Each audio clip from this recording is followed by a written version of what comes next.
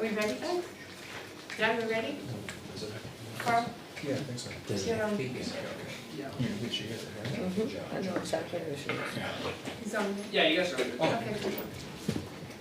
All right, good evening. Welcome to the Heritage Commission meeting on July 17th, 2025. Let's start with the Pledge of Allegiance. Allegiance to the flag of the United States of America, and to the republic for which it stands, one nation, under God, indivisible, with liberty and justice for all. Next item is roll call. So first, Carl Frank, Vice Chairman. Stephen Taylor, one member. Diane Plansky, Selectmen's Rep. We have two members who couldn't make it tonight and that are excused, Marion Colby and Gail Behringer. Have we had a chance to look at the minutes from last month? Yes. And we think we accept the minutes from last month. Okay, we have a motion to accept. Second. Second. All right. Any discussion? All those in favor say aye. Aye. Aye. Great. Are there any additions or deletions to the agenda? I don't think so, Carl. I looked it over and thought everything was agenda. Okay. We have an item for public input. It's unrelated to passing the jam marker. Okay. I see none. Conservation Commission intern project. Well, the project is going very well, and members of the Historical Society, Mary Colby, myself, and Gail Behringer met with the intern 2 weeks ago, and we went back over all of the information that she had. We gave her additional information. We re-walked the area that we walked with her before to point out where buildings and structures were. And that can be very confusing because it doesn't seem like much land there for the number of little structures that actually were there. This is the, Across from you. yeah, right, okay. And she is doing a great job on it. I understand that she has presented to the Conservation Commission, correct? Mm-hmm. And where it stands right now, we've provided additional pictures for her to use in her project. And she is going to try to wrap it up and then meet with us again, to back over and make sure that everything is correct. I think she'd be good to go then. Wonderful. All right. Sounds good.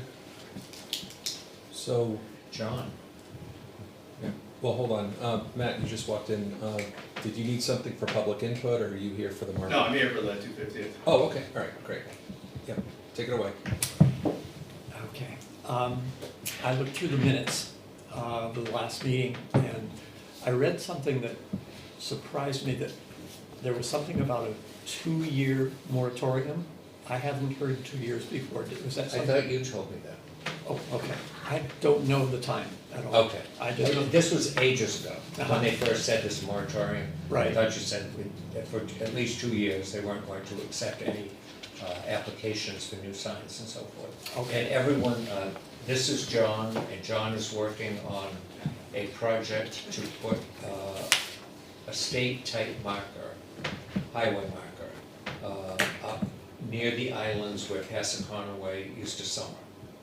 Recognizing this was Passaconaway's home and his property that he legally owned, and so forth and so on. And John, take it from there. Tell it, you used to be able to have the state do this, and the state is not doing it any longer. And go ahead, John. well, what they're doing now is maintaining, cleaning up, getting rid of ones that they don't want to keep anymore. And so that's why they're not taking any more new ones. It used to be that by November 1st, if you had a proposal, you could submit it by November 1st, and they would consider it, and you get one or not get one. And so I've provided everybody. Oh, I've got one. I can tell. Okay, good. With how do we go about getting a marker? But I noticed in your meeting last month that you realized that maybe we ought to consider not a state marker, You were talking about some other ways to go about recognizing this guy who was truly a very important person back in the 1600s. So I thought that was something that maybe we could talk about today. But one of the things that we need to do is to get 20 signatures of people who agree that this is a project that we should do. It And should be on, pretty easy to do. it should be easy to do, but we have, on the paper, we have to tell where it would be located. I don't think we know where it would be located. Right, that was my question, where is it gonna be located? We don't know. Does everyone know where the islands are? Yes. Okay, I would say that it would be along the road, as the state markers are, through that section, perhaps behind in front of that little field, in front of the two islands, would be the most logical site. You know where that is. Mhm. Yeah. This is, And it's something that potentially can be tied in with the upcoming 250th anniversary.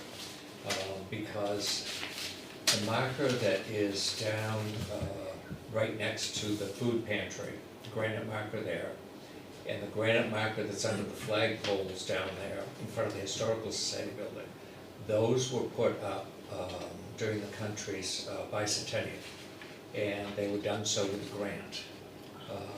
And so this is a possibility for this marker as well.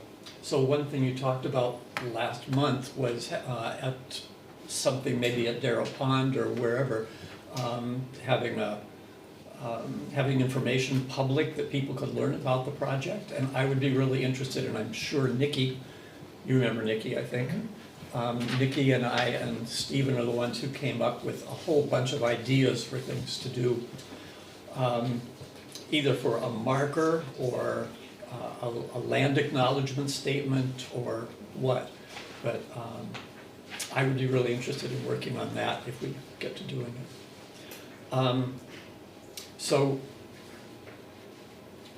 we have I thought I'd bring you up to date. We have somebody in the White House who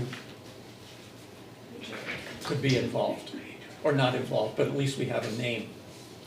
The press secretary for President From Trump New Hampshire, yeah, is Levitt. Carolyn. Levitt, and the first colonists who had any contact, apparently, with Passaconaway was either Tom or Christopher Levitt, a Related to her?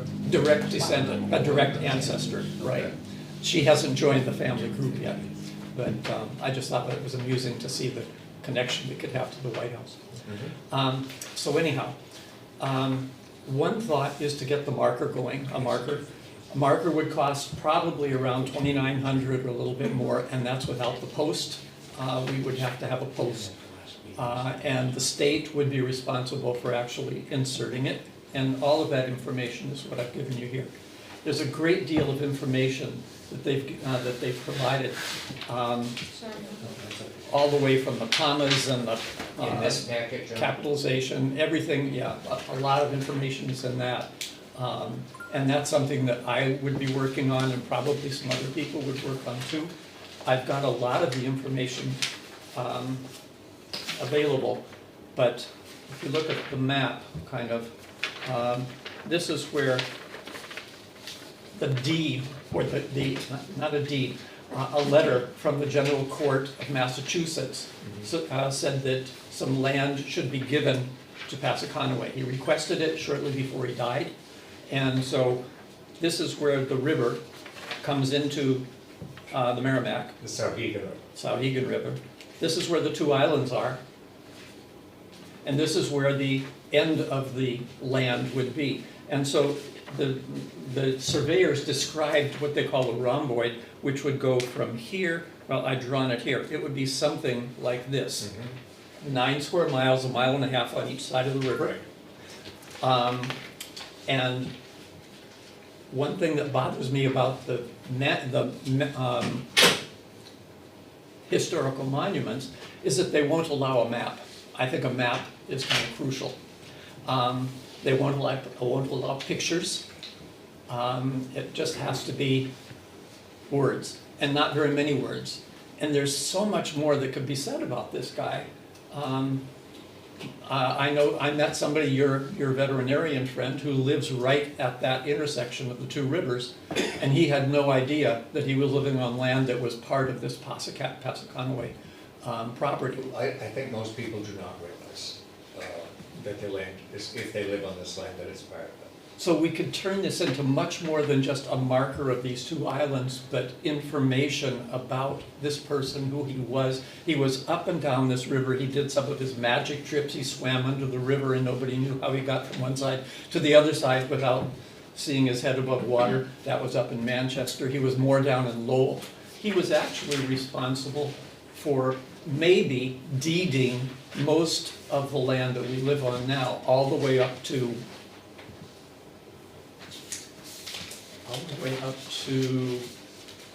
the Salmon Falls River, which goes into the ocean at Portsmouth, Yeah. and comes down to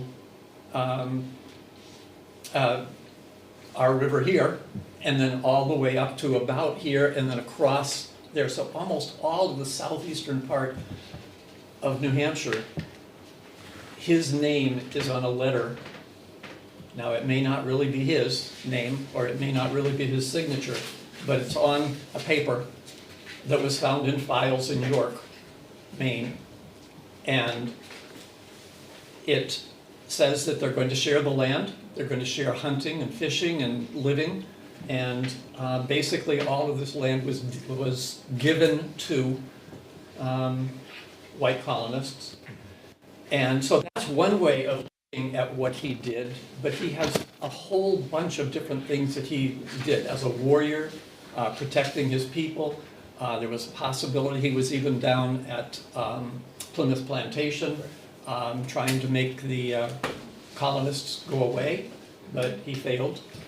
So there's just a whole bunch of things that he could be noted for, and more education about him than simply a marker saying that he may have lived on these two islands and planted some crops for a summer or two before he died. So a lot of the work that's being done by our intern is putting the QRC code. Right. Yeah, that's what I was saying. If we could put a post next to the Yeah. marker, like a QR code to it, we can link it to a website and put all that. All information. And So they- everybody could see everything Right, that they you're can talking see all that about. information, Terrific idea. That would be so much easier than trying and they to can see it right at that print site. everything on. Right. That's a great idea. Yeah.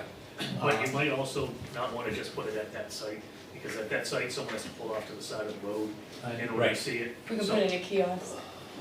Well, you don't need to put a kiosk No, there, no, but but you put it could in another. possibly have QR codes that reference it at either the Mustard Field or Mines Falls. Or both. Yeah, both. Do you know what I mean? Yeah. Just so it, okay, this isn't right at So there's this a little location. inventory of historic sites to visit. Yeah. Exactly, and maybe, you know, it can get noted on the map, you know, Yeah. Yeah. maybe you can reference it, you know, on the islands or something. That would be really good. Now, you were also talking last month about how, can you actually place something on a state highway, or how far from the state highway? So I was looking into that, how much off the road does it have to be? That's a little bit above my understanding. But that's certainly something we'd have to look into. Is there enough land, like at Moore's Falls, is it? Mine's Falls. Yeah. Mindful. Moore's Falls. Moore's Falls? Sorry. Yeah, Moore's there's Falls. a lot of place there to park, which is really important when I go out looking for historical markers and I can't stop and look at them. It's Yeah. very frustrating and it Yeah. seems worthless. There used to be a lot of nice historical posts along that trail at Moore's Falls. There was a whole history of the entire river and how it was used as for trade, and what our lock was used for, and it was a shame, I guess were those all It's terrific. vandalized? Yeah, the Conservation Commission has an active project to replace those. To replace those, oh, those With were far, wonderful. far more permanent I love markers. those. And of course, now there are QR codes so that people, but not everybody has a phone or So able those were just like a Yeah. piece of plywood bolted to a Right. 4x4, which Yeah. laminated paper, so you Yeah. were looking at doing It's so something interesting a though, lot more if we permanent. could have that at some of our, Yes. That was terrific, and Stephen put most of that material together and then it destroyed. yeah. I think So- we just got that stereo. So anyhow, I originally was planning on kind of overviewing the whole process that we've done, but it seems like getting ready to be able to educate the public at something for the 250th would be a really good thing to do, something I could start working on if we Yeah, know what to and do. if you'd like, John, I'm sure Carol would agree, if you have more information, let either me or Marion know, and we'll put you on the agenda next month. Mhm. You can be bringing us up to date on what you found, and Mhm. what the next step that we need to take is, Okay. and getting more and more people involved, hopefully. The one thing we're missing so far is the map that these surveyors said that they made. We've got a letter where they wrote what they did. The 1666 survey, Yeah, or 64, yeah. but the map doesn't seem to be anywhere. I've checked with all the registries in Massachusetts, registries in New Hampshire. They've sent me to the British archives. Archives sent me to somebody else that I haven't gotten a reply from yet. Okay. So I think that'd be great to get the actual map. And I Sure. just found something the other day that said that the actual line from the Sauhegan may have actually crossed the bottom tip of one of the islands, rather than go straight across the way I drew it. Okay. So that's something to look into more Yeah. too. Okay, sounds good. Thank Okay. you, John. I will have more information for you. All right. Next item, we'll be talking about this following this meeting, work on 250th celebration. Yes. It'll be, I guess, permanently following this meeting every month. Is there any new business? All right, do we have a motion to adjourn? So, Second? All right, all those in favor say aye. Aye. All right, that concludes the Heritage Commission meeting, and if we stop and start, we'll go into the 250th meeting. yeah, they need time to reset. I have a lot of these, so I thought I'd pass them on. Yeah, Yeah, sure. I have a lot Yeah. too. I'm gonna go into that. This is all-